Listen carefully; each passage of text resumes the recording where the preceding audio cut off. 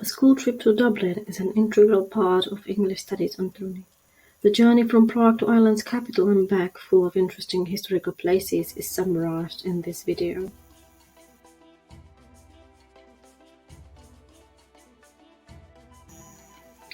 Located on College Green, Trinity College is ranked 101st in the world, 35th in Europe, and 1st in Ireland in this year's QS World University Rankings.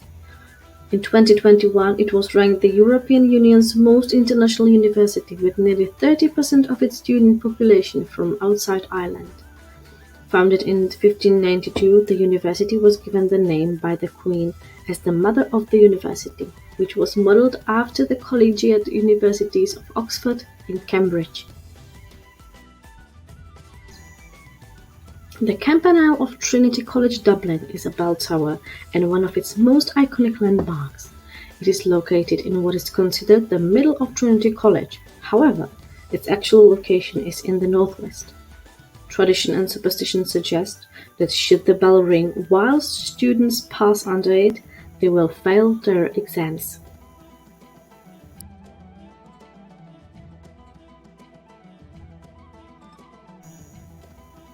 The Library of Trinity College is a legal deposit library for Ireland and Great Britain, containing around 7 million printed volumes and significant quantities of manuscripts, including the Book of Kells.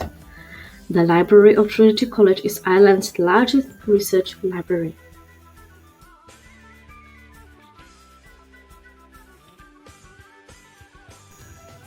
The university has educated many of Ireland's most successful poets, playwrights and authors, including Oscar Wilde, Samuel Beckett, Jonathan Swift, and many more.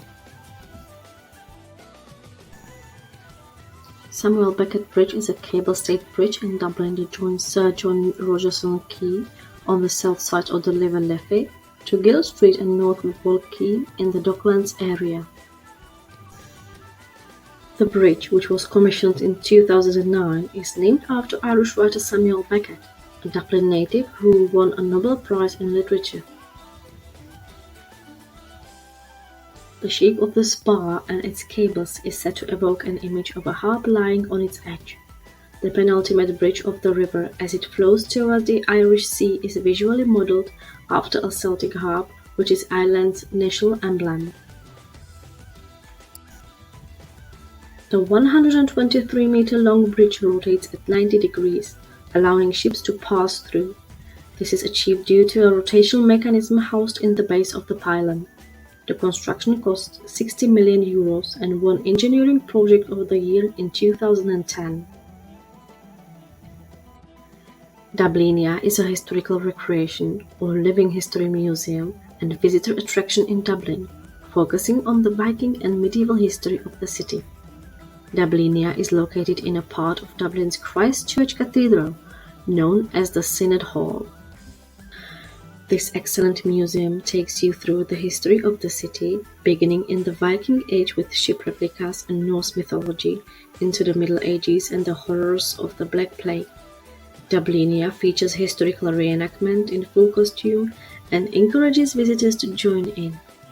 Visitors are able to climb the newly renovated 17th century St. Michael's Tower and explore over 1,000 years of history, as well as the medieval crypt that stretches below the church. The exhibition was opened in 1993 and was redeveloped in 2010 at a cost of €2 million. It was within the walls of Oscar Wilde House where he was educated for the first 10 years of his life. The Wilde household was renowned as a centre of culture in Victorian Dublin for 21 years. The first floor of this Georgian building was the scene of his mother's famous salons, where she held gatherings to participate in conversation, debate, poetry and song. Sir William Wilde, Oscar's father, ran Dublin's most prestigious eye and ear medical practice out of the family residence. A colourful statue of Oscar Wilde still looks on from across the street in his Merrion Square church. His face smirks and frowns depending on how you look at it. Created by English sculptor Danny Osborne in 1997, the statue includes 2 pillars, a nude pregnant representation of his wife Constance Lloyd, and a male torso of Dionysus, the Greek god of drama and wine. Dublin Castle is a major Irish government complex, conference centre and a tourist attraction of significant historical importance located in central Dublin. The castle is the historical heart of the city, built in the 13th century by King John of England. It served as a military fortress, a prison, treasury, court of law and the seat of English administration in Ireland for 700 years. Today it's used for important state events and presidential inaugurations. The state apartments, medieval tour, also known as the Record Tower, medieval undercroft, the Chapel Royal, and an administrative building are all part of the castle.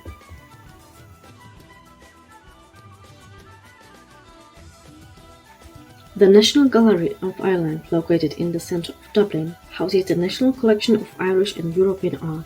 It was founded in 1854 and opened its doors 10 years later. The gallery encompasses more than 16,000 works of art and from around 1300 until the present day.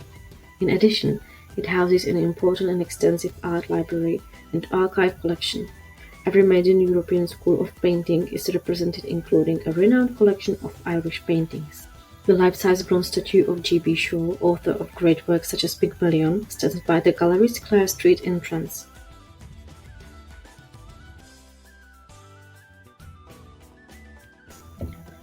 Built in the 13th century in honor of Ireland's patron saint, St. Patrick's Cathedral offers visitors a rich and compelling cultural experience and is one of the few buildings left from medieval Dublin.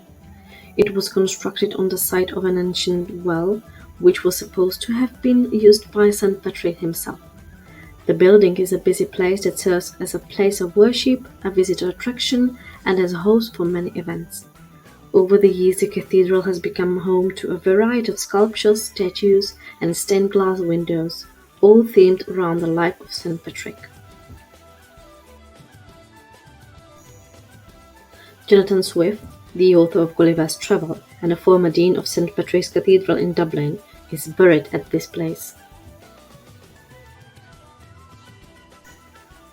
The Dublin Writers' Museum is located in a Georgian mansion in Dublin city centre, next to the Garden of Remembrance. The building accommodates the museum rooms, library, gallery, a cafe, a bookshop, and administration area. The museum is compact and aims to give a crash course in Irish literature that will also fascinate visitors who have not been exposed to Irish writers before. The various exhibits include books, letters, portraits, and personal items from well-known writers such as Joyce, Yeats, Beckett, Stoker, and Lavin. No event in history has had a more profound effect on Ireland and the worldwide Irish community than that of the Great Irish Famine, mainly caused by a disease that affected the potato crop, during which roughly 1 million people died and 1 more emigrated. The statues built on the departure site of the Perseverance, on the bank of the River Liffey, were presented in 1997. The Sombre sculptures consist of emancipated men and women trudging along the banks of the river, with various expressions of sadness, despair, and determination, followed by a starving dog walking behind the people. Just a few steps away from the sculpture is a tall ship moored in the water that is set up as a famine museum. The Jeannie Johnson is a replica famine boat built in Quebec, in Canada in 1847 and is a fitting backdrop to the memorial statues. The ship transported 2,500 Irish emigrants on 16 transatlantic voyages to North America. Epic is an interactive journey about how a small island made a big impact on the world. It is a privately owned museum in Dublin Docklands founded by Neville Isdell. The exhibition is made up of 20 galleries which are each individually themed and fall under the headings of Migration, Motivation, Influence, and Diaspora Today.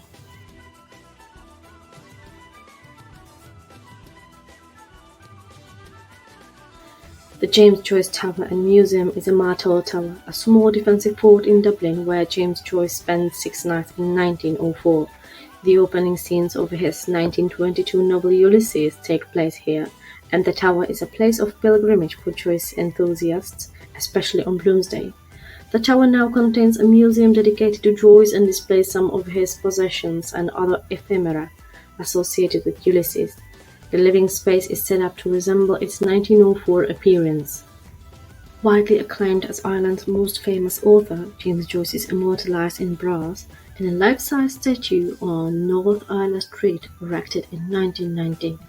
The Spire of Dublin, or Monument of Light, is a large stainless steel pin-like monument 120 metres in height installed in 2003. The beauty of it is that it commemorates Dublin's bustling present and points forward towards a limitless brighter and more prosperous future. At dusk, the base is lit and the top 10 metres is illuminated through 11,000 holes through which light-emitting diodes shine. Although Ireland is an interesting country with breathtaking sights, Irish culture bears some specific features. Apart from their own language, globally known as St. Patrick's Day, a cultural and religious celebration held on the 17th of March, the holiday has evolved into a celebration of Irish culture with parades, special food, music, dancing, drinking, and a whole lot of green. For example, you can eat Irish stew and drink Guinness while wearing a green outfit. One of many remarkable Irish habits might be swimming and jumping into chilled water on the 25th of December. When walking along the streets in Ireland, you often come across talented street artists.